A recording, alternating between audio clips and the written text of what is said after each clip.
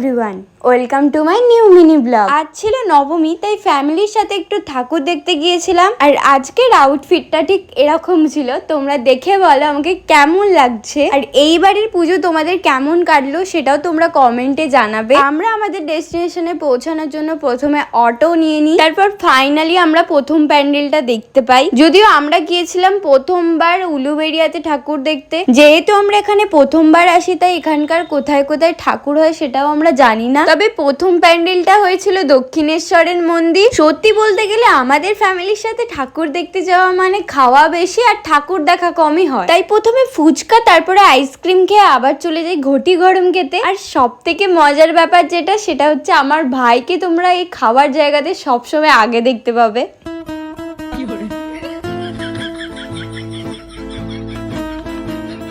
এরপর এত কিছু খাবার পর ফাইনালি আমরা উলুবেড়িয়া কালীবাড়ির উদ্দেশ্যে রওনা দিই। আর এখানে ঠাকুরটা এত সুন্দর দেখতে ছিল যে কি বলবো। এরপর আমরা গঙ্গার ধারে হাওয়া খেতে যাওয়ার সময় দেখলাম এখানে একটা মেলাতে সফট টয়ের দোকান বসেছে, তাই আমিও ওখান থেকে একটা লাভ পিলো কিনে নিই। তারপর এখানে একটু সুন্দর হাওয়া খেয়ে আমরা আবার মেলাতে গিয়ে একটু চটপটি খেয়ে নিই। এত কিছু খাবার পরে আবারও একটা জায়গায় গিয়ে আমরা পেট পুজো করে নিই। আর এই জন্যই আমি বলছিলাম যে সবাই পুজো দেখতে যায় আর আমরা শুধু খেতে যাই। যাই হোক, বাড়ি ফেরার পথে টোটোতে আসার সময় আমরা আরো কয়েকটা প্যান্ডেল দেখে নিই। আর আজকের জন্য এখানেই দেখা হচ্ছে নেক্সট মিনি ব্লগে। চলো টাটা।